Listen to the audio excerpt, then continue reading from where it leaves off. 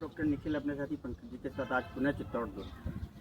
आज हम बात करेंगे कुछ एक ऐसी चीज़ है जो कोई विश्वास ना करे शायद। चित्तौड़ दुर्ग पर घी और तेल की बावड़ी। पुराने समय में राजा महाराजाओं ने यहाँ घी की और एक तेल की बावड़ी बनवाई थी। जब मीरा मंदिर से जो रास्ता जा रहा है उससे अपन जब विजय स्तंभ की तरफ जाते हैं तो बीच में एक मंदिर पड़ता है, जटाशंकर महादेव मंदिर। शायद आपको मेरे पीछे दिख रहा हो, ये जटाशंकर महादेव मंदिर है।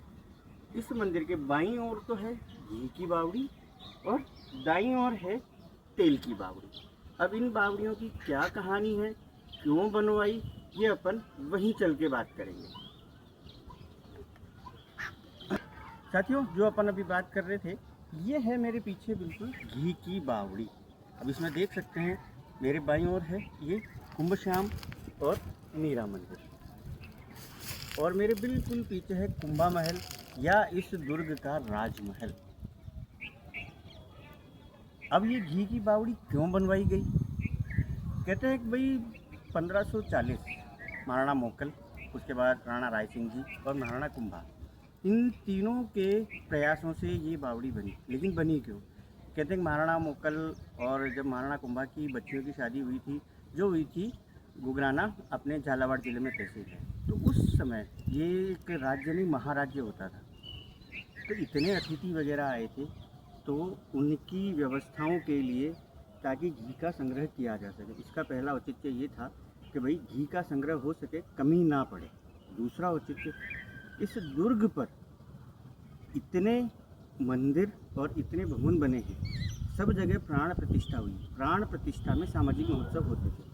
सामाजिक महोत्सव में घी की कमी ना पड़े, उसका भी ये दूसरा पर्पज़ था। तीसरा पर्पज़, घोड़ा हो चाहे सैनिक हो, जब तक स्वस्थ नहीं रहेगा तब तक वो लड़ नहीं सकता या किसी काम का नहीं है।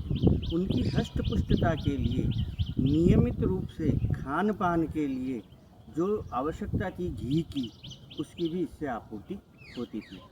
अब अपन इसकी संरचना देखें। आप देखें इधर चारों तरफ इसमें ईंटों का परकोटा बनाया हुआ है, चारों तरफ, और जो इसमें धरातल है वो लगभग सॉलिड चट्टाने हैं, ताकि घी का रिसाव ना हो पाए।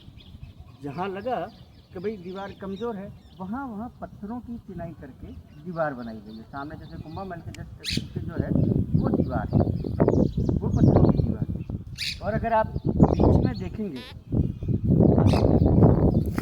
तो बीच में आपको एक सीरीज में आयताकार छोटे छोटे पिलर दिखाई देंगे, क्योंकि इसमें अंदर उतरना संभव नहीं है, इसके रास्ते लगभग सभी बंद हो चुके हैं।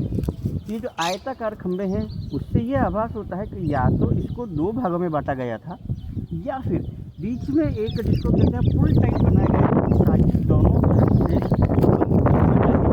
निकाल सके। इसके अतिरिक्त इसमें लगभग आप गिने 1 2 3 4 और इसी तरीके से 4, टोटल 8 बुर्ज या 8 ढाणी जिनसे हम घी निकाल सकते थे।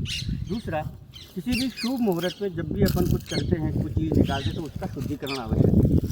छोटा सा मंदिर आप देखिए, आइए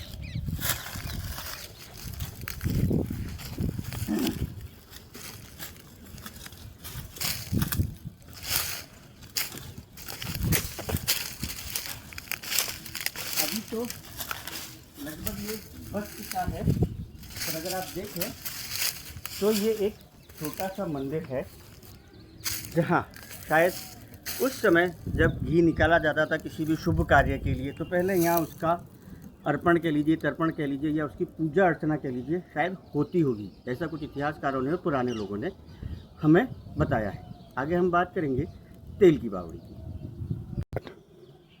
साथियों, घी की बावड़ी के बाद इस समय हम बैठे हैं तेल की बावड़ी में। आप इसका स्ट्रक्चर भी देखिए, अगर धरातल देखें तो यहाँ भी सारी ठोस चट्टानें हैं, लेकिन उसकी और इसकी बनावट में एक अंतर है। उसमें चारों तरफ ईंटों की दीवार थी या ईंटों का परकोटा था, लेकिन यहाँ पत्थरों का परकोटा है। देख सकते हैं आप चारों तरफ, और दीवार में जगह जगह अपने इष्ट देवताओं की मूर्तियाँ वो लगाई हुई हैं। और इसमें आप कह सकते हैं 3 धुरे हैं। एक बिल्कुल मेरे पीछे वो सामने आप देख सकते हैं, एक मेरे ये बाईं ओर जो लगभग ध्वस्त हो गया है, तीसरा बिल्कुल मेरे सामने ये तीसरा धुरा। समय समय पर यहीं से तेल निकाला जाता था। अच्छा, अभी एक भाई घी की बावड़ी का तो औचित्य समझ में आया, लेकिन तेल की बावड़ी ये क्यों बनाई गई या इसका क्या औचित्य रहा होगा? उसमें जहाँ तक संदर्भ ध्यान आते हैं इतिहासकारों के भी और पुराने लोगों से जो जानकारी मिली है कि लगभग ये दुर्ग 7 किलोमीटर लंबा है और उस समय रोशनी का साधन एक ही होता था, केवल मशाल।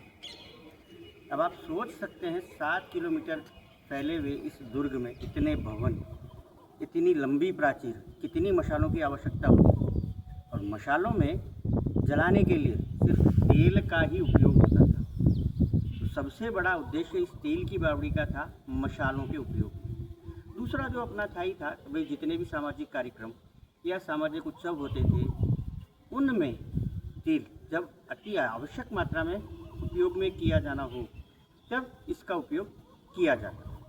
अब इसमें भी आप देखें, जैसे अपन ने घी की बावड़ी में देखा, मैं अभी उसी पे बैठा हूँ, इसको भी लगभग 2 हिस्सों में बांटा गया। पूर्व से लेकर पश्चिम तक छोटे छोटे से ये स्तंभ अभी दिखाई दे रहे हैं, हो सकता है ये ध्वस्त हो गए हों, तो इसको भी एक पुलनुमा बनाया गया है। या तो ये भी 2 हिस्सों में थी, या ये था कि भाई जब भी एकदम अचानक आवश्यकता हो तो बीच में भी निकाला जा सके। तो इसका ये, और इसका मुख्य द्वार जो है वो मेरे पीछे बिल्कुल, वो इसका मुख्य प्रवेश द्वार, वहाँ से इसका प्रवेश होता है।